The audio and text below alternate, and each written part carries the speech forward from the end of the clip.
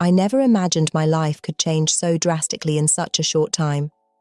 I, Sarah, a 45-year-old woman, mother of 2 teenage children, and wife of Tom for over 2 decades, always considered myself an ordinary person, leading a predictable and monotonous life. Our marriage had turned into a dull routine where passion and romance had long since disappeared. Tom, my husband, is a successful businessman, always busy with meetings, trips, and deals. Over the years, we grew emotionally distant, living like 2 strangers under the same roof. I felt invisible, insignificant, as if my existence was reduced to taking care of the house and children. It was on a rainy autumn afternoon that my life turned upside down. I had gone out shopping downtown, and upon leaving the supermarket realized I had forgotten my umbrella at home. Frustrated and soaked, I waved down a passing taxi. The driver stopped immediately. When I got into the car, I was greeted by a warm smile and brown eyes that shone with sympathy. "Where to, Mom?" he asked in a soft, melodious voice. I introduced myself as Sarah and gave him my address. The driver introduced himself as Mike. During the ride, we chatted animatedly about life in the city, the weather, and our families. Mike had a captivating way of speaking, always with a touch of humor that made me laugh. For the first time in a long time, I felt truly seen and heard. When we reached my destination, I hesitated to get out of the taxi. Mike noticed my reluctance and handed me his card. "If you need a ride again, you can call me directly," he said with a gentle smile. In the days that followed, I couldn't get Mike out of my head. His voice, his smile, the way he made me feel. All of this contrasted sharply with the coldness I experienced at home. Tom barely noticed my existence when he returned from his latest business trip, immediately immersing himself in his laptop as soon as he arrived. A week later, I made up an excuse to leave the house and called Mike. He arrived within minutes, his face lighting up when he saw me. We spent the entire afternoon talking while he drove around the city, occasionally stopping at charming cafes or quiet parks. These meetings became increasingly frequent. Mike was attentive, funny, and made me feel alive again. I started to dress up more, smile more, feel more confident. My children noticed the change, commenting on how I seemed happier lately, but guilt also began to grow inside me. I knew what I was doing was wrong, that I was betraying not only Tom, but also my children and the vows I had made so many years ago. However, I couldn't stop. The thrill of being with Mike, the butterflies in my stomach when we met, the passion growing between us. It was all too addictive to give up. One day, Mike took me to a viewpoint in the hills surrounding the city. The sun was setting, painting the sky in shades of orange and pink. We stood there, side by side, observing the city below us. Suddenly, Mike turned to me, held my hands, and said, "Sarah, I know this is complicated, but I'm in love with you." My heart raced. I knew I felt the same, but hearing the words out loud made everything too real. Before I could think, we kissed passionately, all the repressed desire exploding in that moment. From that day on, our relationship deepened. It wasn't just about the thrill of betrayal or the adrenaline of secrecy. It was about connection, mutual understanding, and a passion I hadn't felt in years. Mike made me feel desired, appreciated, and loved in a way I had forgotten was possible. But reality always finds a way to catch up with us. One night, as I was getting ready to go out, supposedly for a school mums meeting, my older daughter Emma confronted me. "Mom, where are you really going?" she asked, her eyes full of distrust and hurt. I was paralyzed, unable to respond. My mind was racing, trying to come up with a plausible excuse, but the words wouldn't come out. "I saw the messages on your phone," Emma continued, her voice trembling. "Who's Mike? Why are you lying to us?" At that moment, my world collapsed. The guilt I had managed to repress for so long exploded inside me. I fell to the floor, sobbing uncontrollably, while Emma watched me with a mixture of anger and pity. I spent the entire night talking to Emma, trying to explain the inexplicable. How could I justify my betrayal to my own daughter? How could I make her understand the complexity of adult feelings, the loneliness I felt, the need to feel alive again. Emma oscillated between anger and understanding. In the end, she made me promise that I would end everything with Mike and try to fix things with her father. With a broken heart, I agreed. The next morning, I called Mike and asked to meet. When I got into the taxi, he immediately noticed something was wrong. I directed him to the same viewpoint where we had first kissed. "Mike," I began, my voice trembling, "we can't continue this." He was silent for a long moment, his eyes fixed on the horizon. When he finally spoke, his voice was heavy with emotion. "I understand, Sarah. I always knew this day would come. But I want you to know that you changed my life. You showed me what it's like to truly love someone." We cried together, embracing, knowing it was the end of something beautiful and painful. When we said goodbye, I felt as if a part of me was being torn away. I returned home determined to save my marriage, to rebuild trust with my children, and to find happiness within the limits of the life I had chosen. But the task proved much more difficult than I had imagined. Tom noticed the change in my behavior and started asking questions.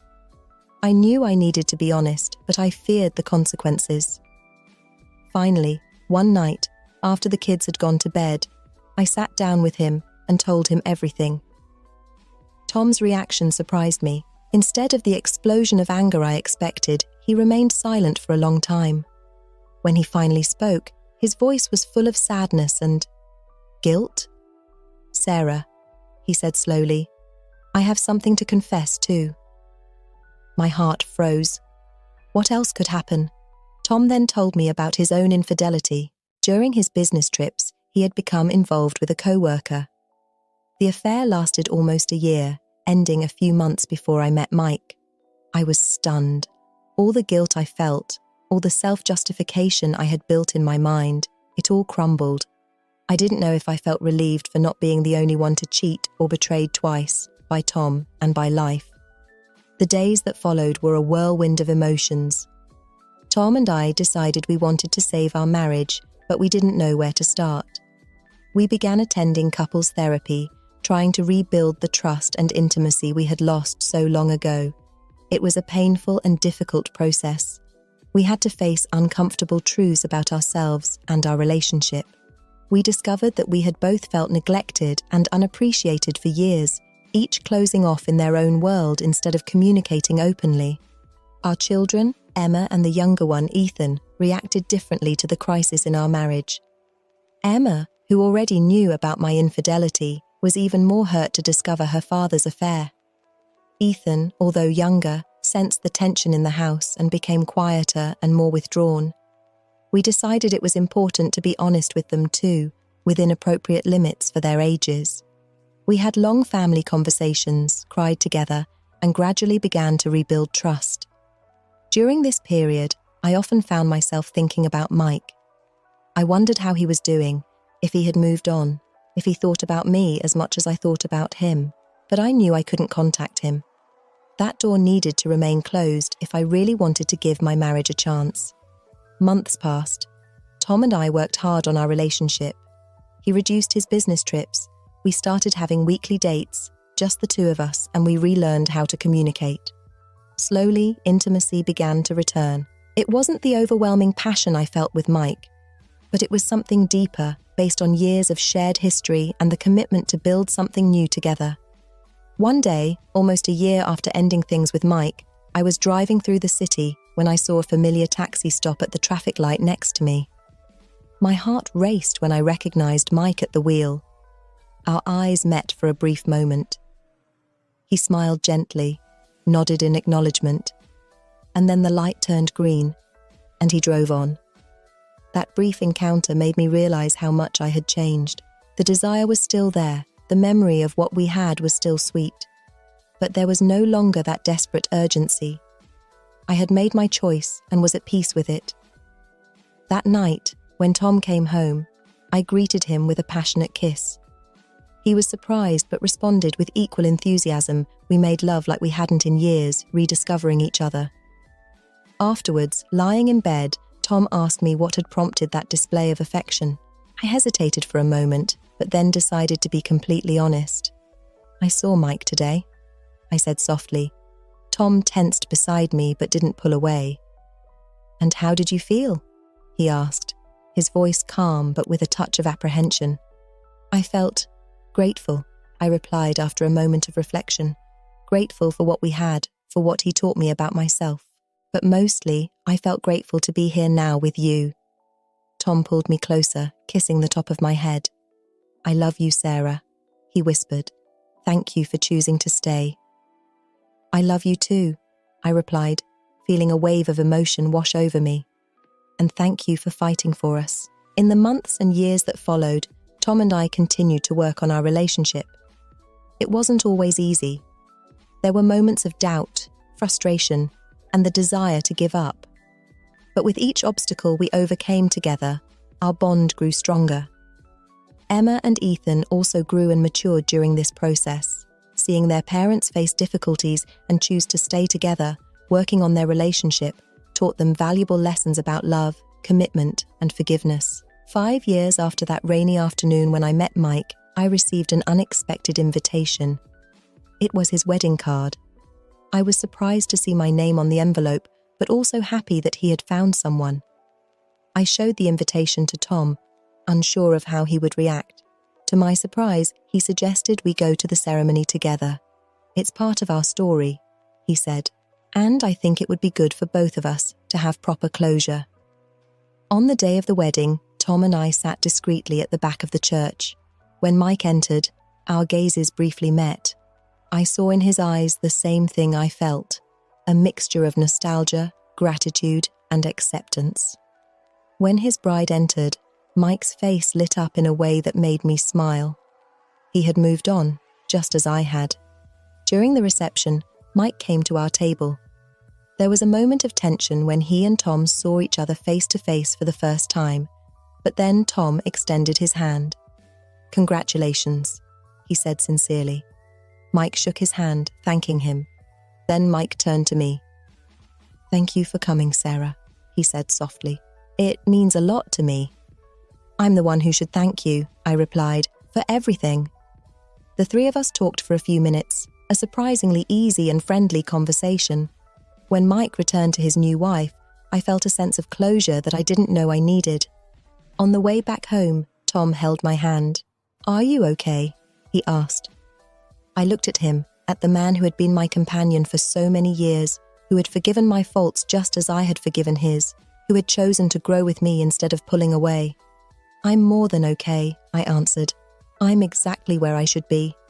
That night, lying in bed next to Tom, I reflected on the journey that brought us here. The betrayal, the pain, the forgiveness, the growth. I realized that love isn't just about passion and butterflies in your stomach. It's about choice.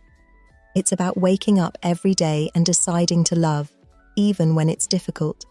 It's about seeing the other person in their entirety, with all their flaws and imperfections, and still choosing to stay. Mike taught me about passion and the awakening of long-dormant feelings. But Tom taught me about enduring love, about commitment, and about growing together through difficulties. Our story isn't perfect. We still have our moments of disagreement, our frustrations and challenges.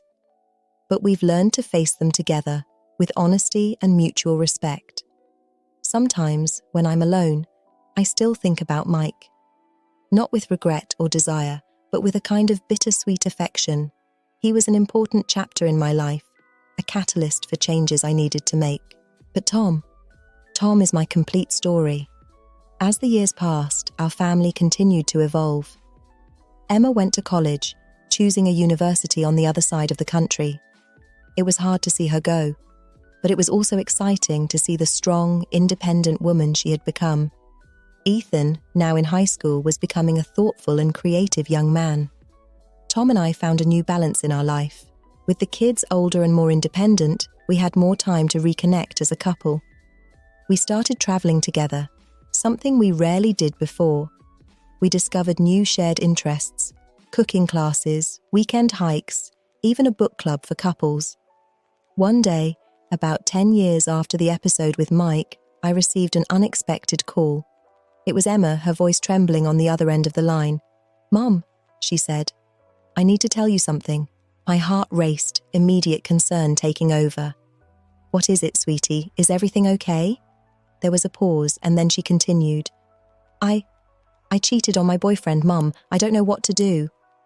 I was silent for a moment, memories of my own experience flooding my mind. I took a deep breath before responding. "Emma, I understand more than you can imagine," I said softly. "Do you remember that night so many years ago when you confronted me about Mike?" "Yes," she replied, her voice barely above a whisper. "How could I forget?" "Well, I think it's time we had a deeper conversation about that," I said. "Not to justify what happened, but so you understand that you're not alone in this situation." In the hours that followed, I shared with Emma the whole story. My affair with Mike, Tom's confession about his own infidelity, the hard work we did to rebuild our marriage. I talked about the guilt, the regret, but also about the growth and forgiveness. Emma cried, alternated between anger and relief, asked difficult questions that forced me to confront aspects of my own story that I hadn't fully examined. It was a painful conversation, but also incredibly healing for both of us. "Mum," she said finally, "thank you for sharing this with me. I've always admired you and Dad, especially after that difficult time. Saying you overcome that gave me hope, but knowing that you went through something so similar, it makes me feel less monstrous." "You're not a monster, Emma," I stated firmly. "You're human. You made a mistake, yes, but that doesn't define who you are. What matters now is how you choose to handle it." In the days that followed, I guided Emma on how to be honest with her boyfriend, how to deal with the consequences of her actions, and how, regardless of the outcome, to use this experience to grow as a person. This experience with Emma made me reflect even more on my own journey. I realized that, in a way, my infidelity had become a tool to help my daughter in a difficult moment. Not that it justified my past actions, but it showed me that even from our worst decisions, opportunities for growth and connection can arise. When I told Tom about Emma's situation, he was initially shocked and concerned. But then, surprising me once again, he suggested we talk to her together. "She needs to know she's not alone in this," he said. "And maybe it's time we're completely honest with our kids about what happened in the past." So, on a Saturday night, we sat down with Emma and Ethan and opened our hearts. It was a difficult conversation, full of tears and moments of tension. But in the end, I felt that our family was more united than ever. Ethan, who had always been quieter and more observant, surprised us with his maturity. "I always knew something had happened back then," he said. "I never knew exactly what, but I could feel it.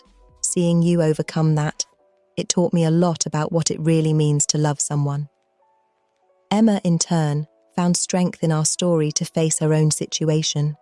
She decided to be honest with her boyfriend. Although their relationship didn't survive the revelation, Emma emerged from the experience with a new understanding of herself and relationships. Years passed. Emma graduated from college and started her career. Ethan entered university. Tom and I retired and began exploring new hobbies and interests together.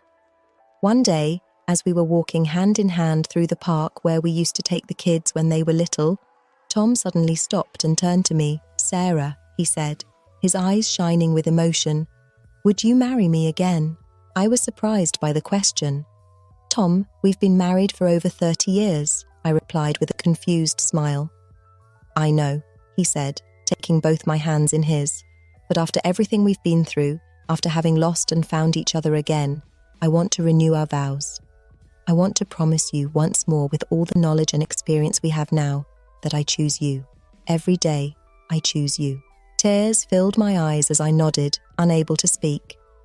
Tom pulled me into a tight embrace, and we stood there, in the middle of the park, in each other's arms, silently reaffirming the love we had built over decades. A few weeks later, surrounded by our children, close friends and family, Tom and I renewed our vows. It was a simple ceremony, but deeply moving. When I looked into Tom's eyes as we repeated our promises, I saw not just the man I married so many years ago, but also the man he had become, the man who chose to stay, who chose to grow, who chose to love me even knowing my flaws. That night, lying beside Tom, I reflected on the journey that brought us here. The naive young woman I was when we first married, the lost woman who found comfort in another man's arms, the determined wife set on saving her marriage, the mother who used her own painful experiences to guide her daughter. All these versions of me led to this moment. I realized that love, true love, isn't a fairy tale. It's not always easy or comfortable. It's a daily choice, a commitment to see the other person in their entirety and still choose to stay. It's about growing together, learning together, forgiving and being forgiven. Mike taught me about passion and the awakening of dormant feelings. But Tom taught me about enduring love, about commitment, and about growing together through difficulties. With Mike, I experienced the thrill of a forbidden love. With Tom, I learned the depth of a love that withstood the test of time and adversity.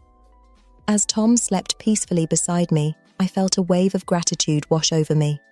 Gratitude for all the experiences that brought me here, both the good and the painful ones. Gratitude for the second chance Tom and I gave each other. Gratitude for the family we built and the bonds we strengthened through our honesty and vulnerability. I realized that my love story wasn't just about me and Tom, or even about Mike. It was a story about growth, forgiveness, and the human capacity to love deeply, even after betrayal and pain. It was a story about choices, the difficult ones we make when we're lost, and the even more difficult ones we make when we decide to stay and rebuild. I closed my eyes, feeling Tom's comforting warmth beside me. I knew that tomorrow would bring its own challenges. After all, life always does. But I also knew that we would face those challenges together, stronger because of everything we had been through. My last thought before drifting off to sleep was that love, in its truest and most enduring form, isn't about never making mistakes or never hurting each other. It's about choosing to stay, choosing to forgive, choosing to grow. It's about looking at the person beside you with all their flaws and imperfections and still saying, "I choose you, today and every day." And with that thought, I fell asleep, grateful for the imperfect but deep and lasting love that Tom and I had built together.